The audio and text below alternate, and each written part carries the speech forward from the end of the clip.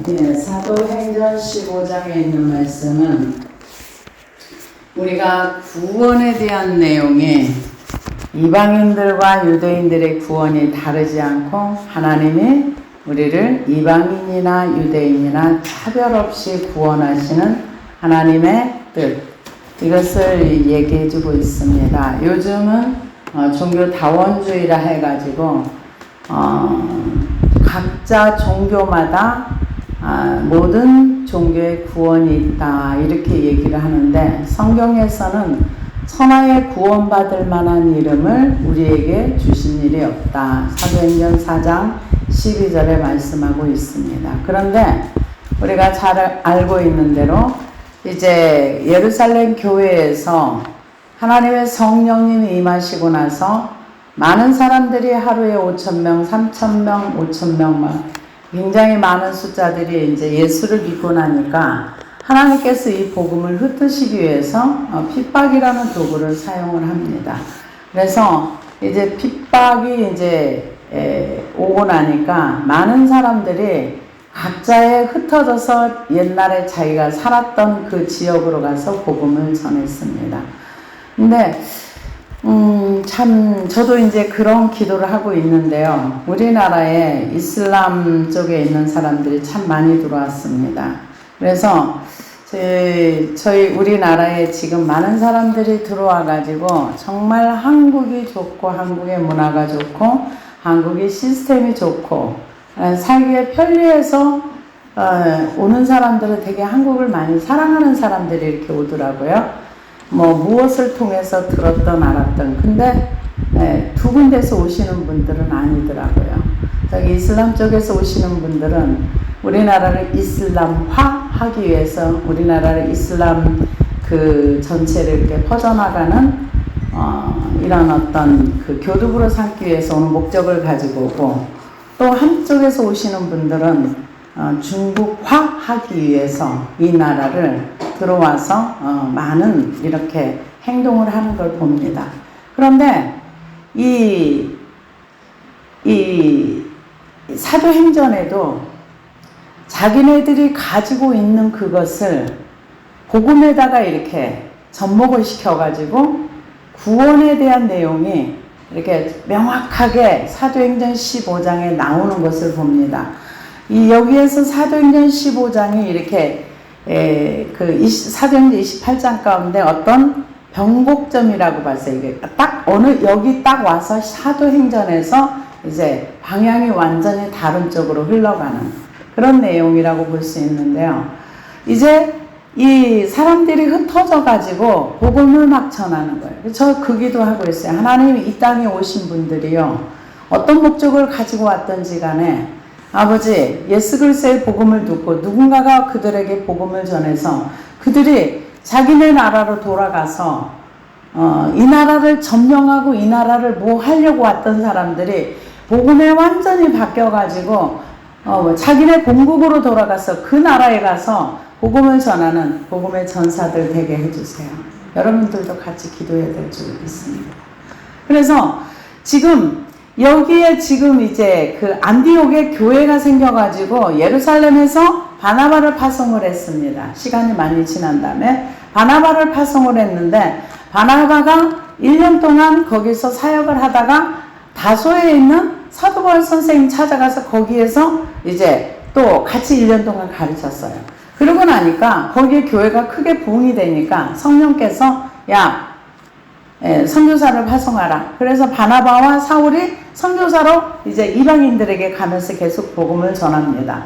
그래서 교회들이 이렇게 바울 선생님이 1차 안디옥 그 교회를 시작을 해서 복음을 전하면서 1차 전도여행을 떠났는데, 어떤 사람들이 유대로부터 내려와서 형제들을 가르치되, 어디에 와서 가르치는가?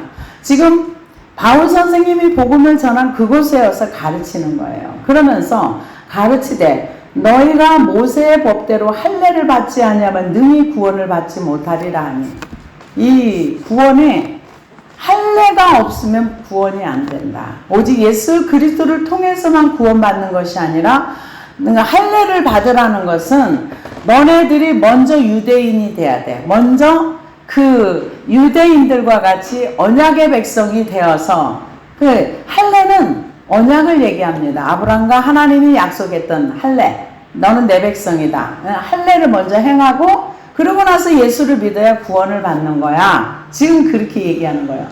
우리가 지금 생각할 땐 말이 안 되는 얘기죠. 근데 이때는 아마 구원론이 정확하게 이렇게 정립이 안 돼서 그러지 않았나 이 생각을 좀 해봅니다. 그런데 여기에서 분명히 법대로 모세의 법대로 할례를 받지 아니하면 능히 구원을 받지 못하리라 하니 이게 무슨 얘기입니까?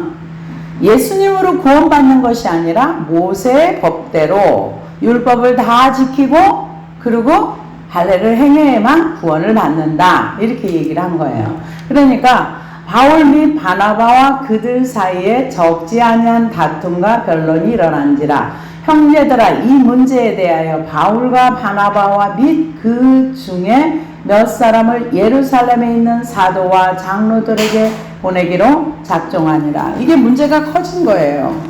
왜 문제가 커졌냐면은 아니 바울 선생님이 예수 그리스도를 믿으면 구원을 받는다고 했는데 유대에서 내려온 사람이 와가지고 아니야 너희들 그렇게 하면 구원 못 받아 너희들 구원 없어 이러면서 가르치니까 이제 충돌이 되는 거예요. 뭐 말씀이 충돌이 되는 거예요. 그러니까 변론이 심각하게 일어난 거예요. 근데 사실은 지금 우리나라에도 전 세계에도 뭐 감리교단, 장로교단, 뭐 성결교단, 무슨 교단, 교단들이 이렇게 많이 있는데 원래는 성경대로 말하면은 어느 교회에 가든지 가르치면 똑같아야 돼요. 똑같아야 돼요. 왜냐면 같은 성경을 쓰니까. 근데 예루살렘 교회나 안디옥 교회나 교회가 가르치는 내용이 같아야 되는 거예요. 근데 실상은 그렇지 않거든요. 지금 여기에서 이 바울 선생님과 바나바는 예수 그리스도가 그분이 유대교를 통해서 그 하나님의 아브라함을 통해서 이렇게 오셨고 그래서 이게 사도행전에 바울 선생님의 설교가 나오고 구원을 쭉 설명을 해준 거예요. 근데 유대에서 이제 온 사람들이 아니야 너희들 잘못됐어 모세의 율법을 지키고 너희가 할례 받아야 구원을 받아 이런 얘기를 하니까 이제 다툼이 일어난 거죠.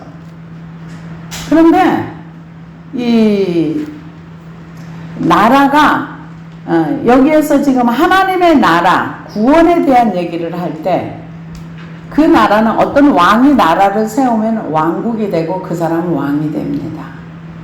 우리나라 같은 자유민주주의 국가면은 국민이 주인이 되고 국민 중에 대통령을 뽑아서 자유민주주의 대한민국이 됩니다. 그거는 국민이 주권이 있습니다. 그래서 투표를 하죠. 근데 하나님의 나라는 하나님이 왕이십니다. 하나님이 세우신 나라예요. 그 나라는 그분을 위해서 존재하는 거예요. 예수 그리스도께서 그리스도의 나라를 세웠으면 우리는 그분의 것입니다. 우리에게 주권이 있는 게 아니고 그 나라를 세우신 왕에게 주권입니다. 그 모든 나라의 국민은 왕의 것이 되는 거예요. 그래서 이 가르침이라는 것은 교회는 사실 성경 하나를 가르치면 내용이 똑같아야 돼요. 근데 다 다릅니다. 왜? 교리가 달라서 그렇습니다. 그래서 이 교리가 달라도 성경의 근거로 해서 각자가 거룩을 얘기하는 데도 있고 성결을 얘기하는 제도적인 어떤 이런 것들 때문에 장로교가 있고 감리교가 있고 성결교가 있고 순복음이 있고 또 뭐 여러 교단들이 루터교가 있고 또 다른 교단도 있죠. 여러 교단들이 있는데 지금 여기에서 모였을 때는 언제쯤이냐? AD 50년경입니다. 그 이방인들이 예수를 믿고 구원을 받고 이제 하나님의 백성이 됐다는 얘기를 듣고 처음에 이제 이 얘기를 바나바를 통해서 그들에게 가르치게 했고 나중에 이제 바나바가 사울을 통해서 이렇게 같이 가서 안디옥 교회를 가르치고 안디옥 교회에서 이분을 선교사로 파송해서 이방인들이 복음을 전하는데 아니 갑자기 예루살렘에서 와가지고 아니야 너희들 잘못됐어. 너희들은 모세의 율법을 지켜야 구원을 받아. 그리고 할례를 받아야 돼. 이 할례 문제가 갈라디아서도 많이 나옵니다. 그래서 이제 어떻게 결정을 했느냐? 그러면은 예루살렘 교회에 바나바와 몇 사람을 예루살렘에 있는 사도와 장로들에게도 보내기로 결정을 합니다. 왜? 이걸 완전히 정리를 해야 되니까. 그래서 하나님이 성령이 시켜서 선교사를 파송하라고 할 때도 있고, 여기는 사랑관의 이 뭔가 그 구원에 대한 어떤 논리를 정확하게 정리를 해야 되니까 예루살렘 교회로 가서, 예루살렘 교회가 거기서부터 교회가 시작이 됐으니까 그쪽에 가서 이제 의논해서 결정을 지어가지고 와라, 이런 얘기겠죠. 그래서 예루살렘에 이제 보냅니다. 그들의 교회의 전송을 받고 베니게와 사마리아로 다니며 이방인들이 주께 돌아온 일을 말하며 형제들을 다 크게 기쁘게 하더라. 이제 예루살렘 가는 길에 이제 교회를 들려서 이제 얘기를 합니다. 그래서 굉장히 일반 사람들 같으면 어떤 얘기를 했겠어요. 말이야, 우리가 복음 열심히 잘 전하는데 예루살렘에 와서 이상한 인생들이 와가지고 복음을 변절시키잖아. 이런 못돼 처먹은 것들 우리를 위해서 기도해줘. 가서 아작내버리게. 이럴 수 있는데 이분들은 거기에 대해 말 한마디도 안 해요. 그리고 계속 그 이방인들이 주께로 돌아오니라, 하나님의 행하신 일을 얘기하는 거예요. 그러면서 예루살렘에 이르러, 이제 거기를 거쳐서 갔습니다. 예루살렘에 이르러 교회와 사도와 장로들에게 영접을 받고 하나님이 자기들과 함께 계셔 행하신 모든 일을 말하며, 하나님이 함께 계셔서 14장에 보면은 어떤 사람이 소경되었다. 갑자기 소경을 만들어 가지고 하나님께서 그 총독을 믿게 하시고 여러 사건들이, 안진뱅이가 일어나고 이런 여러 사건들이 많이 일어났던 거를 얘기했겠죠. 그러면서 이제 참 얘기를 합니다. 근데 사도행전 9장에서는 보면은 바울 선생님이 예루살렘에 갔을 때 예루살렘에 있는 그 사람들이 바울을 별로 안 좋아했어요. 근데 지금 여기 이 시간대는 지금 몇 년이 흘러갔느냐, 장수는 몇 장 안 지나갔는데요, 거의 10년이 흘러간 세월입니다. 예루살렘은 다시 갔을 때 영접을 받고 하나님이 자기들과 함께 계셔 행하신 모든 일을 말하며 바리새파 중에 어떤 믿는 사람들이 일어나 말하되 이방인들에게 할례를 행하고 모세의 율법을 지키라 명하는 것이 마땅하다 하니라. 너네들 예수 믿고 구원받으려면 너네들도 아브라함의 약속처럼 할례를 행하고 그리고 와서 율법을 지키고 그리고 구원을 받는 것이 마땅하다. 그러니까 이때 당시에 예루살렘의 유대인들이 예수를 믿는 데는 별로 문제가 없었어요. 왜냐하면 조상 대대로 믿었던 율법, 할례, 이것을 행하는 데 아무 문제가 없었어요. 그리고 헬라파 사람들이 들어와서 예수를 믿는 데도 별로 문제가 없었어요. 왜냐? 헬라파라고 하지만 유대교를 믿는 사람이고 디아스포라, 유대인이지만 다른 나라, 다른 지역에 사는 사람들이 헬라어 언어를 쓰기 때문에 이들이 예수를 믿어도 율법을 버리거나 그러질 않았기 때문에 문제가 없는데, 문제는 헬라인도 아니고 율법을 아예 모르는 사람들이 예수를 믿어? 그러면은 구원을 받아? 그럼 당연히 할례를 받아야 되고 당연히 율법을 지켜야지. 어떻게? 율법을 안 지키고 구원을 받아? 말도 안 돼. 그래서 이걸 지금 이때 강조하는 거예요. 바리새파 중에 어떤 믿는 사람, 안 믿는 사람이 아니에요. 믿는 사람이 일어나 말하되 이방인들에게 할례를 행하고 모세의 율법을 지키라 명하는 것이 마땅하다 아니라. 사도와 장로들이 이 일을 의논하러 모여 많은 변론이 있은 후에, 많은 변론이 있었답니다. 그러니까 많은 얘기를 한 거죠. 과연 이것이 옳은가 저것이 옳은가. 지금도 제가 어쩌다가 한번 그때 유대인들은 그러니까는 유대인 중에, 유대인 납비 중에 아니면은 메시아닉주, 그러니까 유대인 중에 예수를 믿는 사람을 메시아닐 주라고 표현합니다. 근데 랍비들이 예수를 믿는 경우도 많아요. 근데 그 유대인들이 왜 예수를 안 믿는가?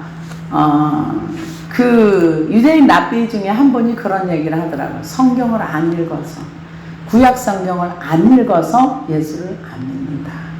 그분들 정말 성경 안 읽는답니다. 뭐 어릴 때는 크게 토론도 하고 뭐도 하고 그러는데 안 읽는데요. 그래서 예수를 못 믿는답니다. 그래서 지난번에 제가 어떤 그 분 중에 들었던 내용은 유대인 그 집안에서 태어나서 이제 유대인 학교를 다니고 이렇게 거기 살았는데 그 어쩌다가 저기 여자친구를 만났는데 기독교인이었어요. 그러니까 왜 유대인 예수를 안 믿냐 그랬더니 우리 예수 믿으면 안 되는 거라고. 그러면 성경을 읽어봐라. 그래서 구약 성경을 제대로 읽으면 당신이 예수를 믿을 수 있다. 그렇게 얘기를 하니까 이분이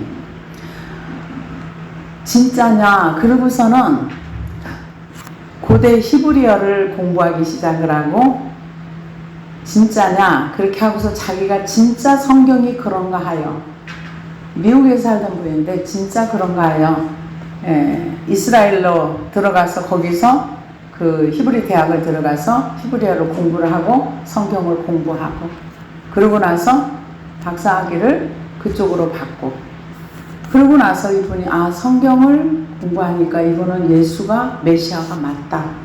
그리고 예수 믿어가지고 믿고 나니까 내가 이 복음을 어떻게 안 전해? 모르는데 사람들이 몰라서 못 믿는데 그래서 복음을 전하면서 이게 간증하는 것을 제가 들어봤습니다. 그런데 여기에 지금 이 사람들이 복음의 모체 예수 그리스도도 유대인이셨고 예수님이 이 땅에 오셨을 때도 유대인들에게 복음을 전했어요. 별 문제가 없어요. 근데 하나님께서 이제 이방인에게 복음을 전해야 되는데 이 그 바리새파 중에 어떤 믿는 사람이 마땅하다. 지금 1절에도 그러고 6절에도 그러고 이제 의논을 하면서 변론이 많이 일어났습니다. 많은 변론이 있은 후에 베드로가 일어나 말하되 형제들아 너희도 알거니와 하나님이 이방인들로 내 입에서 복음의 말씀을 들어 믿게 하시려고 오래전부터 너희 가운데 나를 택하시고 또 마음을 아시는 하나님이 우리에게와 같이 그들에게도 성령을 주어 증언하게 하시고 이건 사도행전 10장에 보면은 그 고넬료 가정에 가서 복음을 전했던 거. 근데 그들에게 똑같이 성령이 임했던 이게 10년 전 얘기예요. 지금 10년 전 얘기입니다. 그리고 뭐라고 얘기합니까? 믿음으로 그들의 마음을 깨끗이 하사 그들이나 우리나 차별하지 아니하셨느니라. 그런데 지금 너희가 어찌하여 하나님을 시험하여 우리 조상과 우리도 능히 매지 못하던 멍에를 제자들의 목에 두려느냐. 그러나 우리는 그들이 우리와 동일하게 주 예수의 은혜로 구원받은 줄을 믿노라 하니. 이 바울 선생님이 자기 입으로 시인합니다. 뭐라고? 이 율법은 멍에라고 표현을 했어요. 하나님은 이방인이나 유대인이나 구원받는데 차별하지 않는다. 이건 정말 맞습니다. 이방인이 예수를 믿어야 구원받고 유대인도 예수를 믿어야 구원받습니다. 유대인들이라고 해서 율법을 지켜서 구원받지 않습니다. 유대인들도 똑같이 자기의 죄를 고백하고 회개하고 예수 그리스도를 믿고 구원받는 길은 똑같아요. 이방인이나 유대인이나. 그런데 지금 이 유대 사회에서는 율법이나 이런 것들이 일상 그 생활화되어 있기 때문에 유대인들이 예수를 믿고 그 위에 그 사는 거는 별로 어렵잖아요. 근데 바울 선생님 뭐라고 해요? 우리도 능히 매지 못하던 명예를 제자들의 목에 두려 하느냐. 그러니까 율법은 우리가 지킬 수가 없다는 얘기예요. 못 지킨다는 얘기입니다. 그래서 그들도 똑같이 하나님이 구원해 주셨는데 왜 율법으로 그들을 목에 멍에를 매려고 하냐? 지금 베드로가 그렇게 얘기합니다. 그러면서 그러나 우리는 그들이 우리와 동일하게 주 예수의 은혜로 구원받는 줄을 믿노라 하니라.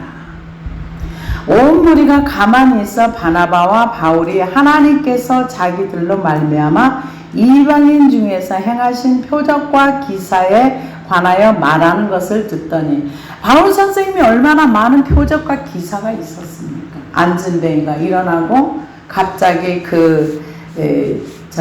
박수, 그 사람 눈을 멀게 하면서 총독이 예수를 믿고 수많은 역사가 있었기 때문에 이제 그런 간증을 많이 했겠지요. 그래서 그 기사와 표적과 기사에 관하여 말하는 것을 듣더니 말을 마침에 야고보가 대답하여 이르되 형제들아 내 말을 들으라.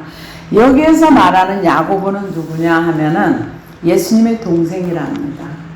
예수님의 동생 야고보인데 예수님의 제자 야고보도 있는데 제자 중에 한 분은 제일 첫 번째 순교를 당했습니다. 근데 이분은 아마 예수님이 부활하시고 난 이후에 예수를 믿었다고 이렇게 얘기를 합니다. 그래서 예수님을 믿고 나서 굉장히 신실하게 예수님을 믿으셨나 봐요. 그래서 예루살렘의 아마 총회의 의장이지 않았을까? 총회에서 굉장히 영향력이 있는 그런 분이었을 거다 이렇게 생각을 합니다. 그래서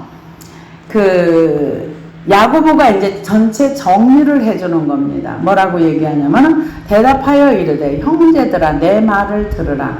하나님이 처음으로 이방인 중에서 자기 이름을 위한 백성을 취하시려고 그들을 돌보신 것은 시몬이 말하였으니, 이제 선지자 얘기를 합니다. 선지자들이 이렇게 말했는데 그게 사실이네. 지금 그 얘기를 하는 겁니다. 그래서 선지자들의 말씀이 이와 일치하도다 기록된 바 내가 돌아와서 다윗의 무너진 장막을 다시 지으며 또 그 허물어진 것을 다시 지어 일으키려니와, 여기서 얘기하는 다윗의 장막은 아모스서에 예언된 그 내용입니다. 그래서 지금은 그 다윗의 장막, 다윗의 왕조가 완전히 무너지고 퇴락했지만 하나님께서 메시아에 의해서 다시 그 메시아가 다윗의 후손으로 와가지고 그 허물어진 것을 다시 일으키리니, 이게 아모스서에 있는 말씀을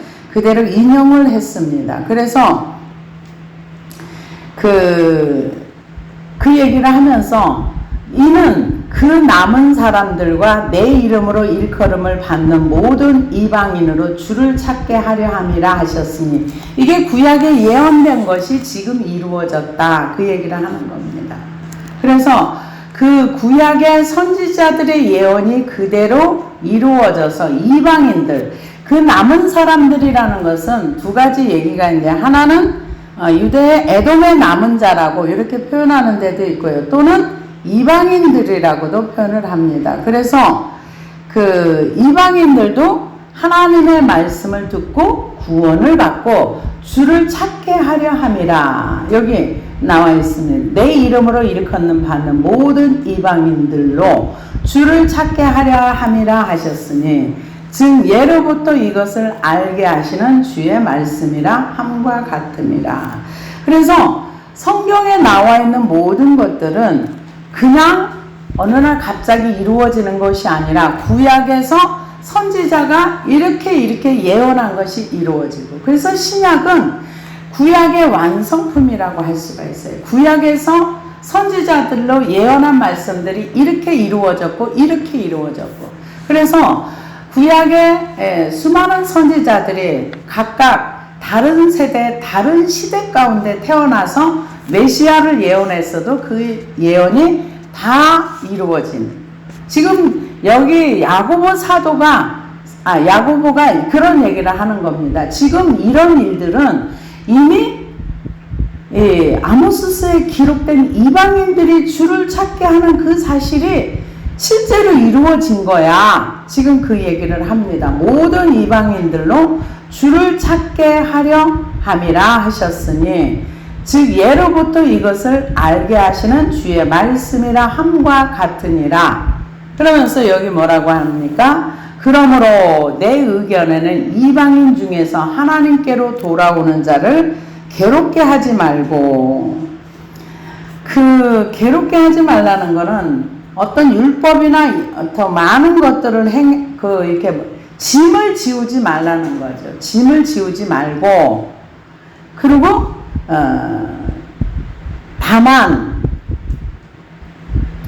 우상의 더러운 것과 음행과 목매어 죽인 것과, 여기 우상의 더러운 것이라고 얘기하는 것은 우상에 바쳐진 음식을 먹음으로써 영적인 음행, 이거는 성경에서 금하고 있습니다. 그런데 그 예배소 교회 같은 경우는 이방인들의 그 신전이, 예배소에 굉장히 큰 신전이 있어가지고 사람들이 거기 가서 신앙 때 제사를 드리고 신전의 창기들과 같이 성행위를 하고, 그게 하나의 제사 의식이었어요. 근데 여기 성경에서는 이방인들은 뭐를 하지 말아야 되는가? 우상의 더러운 것과 음행과, 음행이라는 것은 신전에 사는 육체적 행위, 그리고 그 음행을 방조하는 포주, 여기 포주라고 나왔더라고요. 근데 참 교회에서 성경을 제대로 알고 이 헌금도 써야 되고, 가져오는 물질도 그렇고 복음을 전할 때도 참 잘 전해야 될 것 같아요. 그래서 어느 지역에서는 그런 얘기를 제가 하는 걸 들어봤습니다. 그 집장촌에 가서 전도를 하다 보니까 창녀들이 예수를 많이 믿게 됐대요. 포주도 예수를 믿고. 근데 그 주일날은 와서 성가대도 하고, 상상이 안 되는 얘기인데, 그러고 와서 예배도 드리고 헌금도 하고 가서 평일에는 그 일을 하는 거예요. 왜 그러냐 그랬더니 이것은 일이고 이거는 주를 섬기는 일. 생각이 잘못된 거지. 근데 성경에서는 그런 거 하지 말라고 했어요. 창기가 번 돈은 성전에 가져오지 말아라. 그리고 사기치거나 이렇게 악한 일을 해서 가져온 거는 가져오지 말라. 성전에 드리지 말라. 이렇게 얘기를 했는데, 요즘은 뭐 그런 부분들이 다 무너졌다고 봐야 되겠죠. 그래서 저가 옛날에 전에도 한 말씀을 드렸지만, 저쪽에 그때 지역에서는 미군들이 많아가지고 그런 어떤 사람 장사하시는 분들이 있어요. 누가 거기서 전도를 했는데 그분이 포주였어요. 교회를 나왔는데, 그래가지고 그 목사님이 그분한테 집사님 직분을 줬어요. 그 온 동네가 시끌벅적했어요. 저 교회는 포주가 나가는, 포주가 집사된 교회라고. 저게 교회냐고. 제대로 예수를 믿으려면 그분이 그 사업을 접어야 됩니다. 그래야 예수를 제대로 믿는 겁니다. 근데 그거는 사업장이고 교회 나오는 건 나오는 거예요. 이건 잘못된 겁니다. 근데 성경에서는 여기 뭐라 그러냐, 포주, 매개하는 포주도 그런 것들은 하지 말아라. 그렇게 얘기를 했고, 또 축첩행위, 금치는, 이교도와의 재혼, 돼지고기, 뭐 이런 것들, 금지된 혈족 간의 결혼, 이방인들은 율법을 알지 못하는 이방인 그들에게 이런 부분을 알려줘라. 그렇게 얘기를 합니다. 그래서 목매어 죽인 것과 짐승의, 그러니까 목매어서 이제 짐승을 잡으면은 피가 다 빠지질 않기 때문에 피를 많이 먹게 됩니다. 그래서 레위기 17장 11절에 보면은 피가 생명이 있다고 해서 피를 먹지 말아라. 피는 땅에 쏟아버려라. 이렇게 얘기를 했습니다. 그래서 유대인들은 피를 먹지 않는답니다. 그래서 여기에 그 하나님께로 돌아오는 사람 중에 우상의 더러운 거, 음행, 그리고 목매어 죽인 거, 피를 멀리하라고 편지하는 것이 옳으니, 이 피체 그런 걸 먹지 말아라는 거죠. 그래서 이런 것을 이제 이방인들에게 가르쳐서 구원은 예수 그리스도 똑같이 구원받아. 그렇지만은 너네들이 이런 거는 하면 안 돼. 우상의 더러운 거, 음행, 목매어 준 거. 근데 지금 이 세대도 그렇지만은 과거나 현재나 지금 보면 음행의 죄는 그냥 그 창세기 그 나오는 그 소돔과 고모라서부터 아마 주님 오실 때까지 음행의 죄는 끊이질 않을 것 같아요.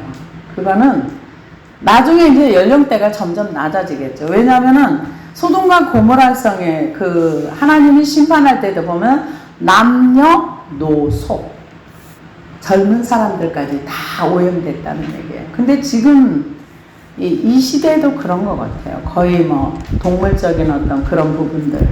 그래서 피는 사실은 이거는 먹지 않는 게 우리 건강에 좋답니다. 아직 피에 대해서는 정확한 성분이 완전히 밝혀지지는 않았다고 하더라고요. DNA도 뭐 저기가 되고 뭐 이제 과학이 굉장히 많은 것을 알아내고 발견을 했지만 아직 피에 대해서는 100% 확실하게 이게 밝혀진 거는 다 안 됐다는 걸로 저는 알고 있습니다. 그래서 피를 멀리하라. 피 먹지 말라는 거죠. 그래서 편지하는 것을 오르니. 그래서 많은 사람들이 이제 구약학, 신학학을 저희들이 이제 과거에 공부를 신학교에서 공부할 때 그러면 개고기를 먹는 게 옳으냐, 옳지 않느냐 이런 얘기를 질문을 많이 하고 뭐 어떤 교수님은 먹지 말라 그러고 어떤 교수님 먹으라 그러고 이제 구약학 교수님은 먹지 말라 그러고 신약은 모든 것이 자유하니까 먹어도 된다 이런 분도 있고 근데 그거는 그 개는 보니까 피를 안 빼더라고요. 저 옛날에 이제 개를 잡는 거 보니까 그 개 잡는 거는 못 보겠어요. 저는 이제 옆에서 보진 않았는데 그 개 우는 소리 못 들어요. 이 몽둥이로 막 패더라고요. 죽을 때까지. 그러면은 그 전에 한번 제가 글을 쓴 걸 보니까 그 공포 속에서 매를 맞아서 그 짐승이 죽으면서 무시무시한 공포에 그 호르몬이 나와서 그게 뼛속까지 다 들어간답니다.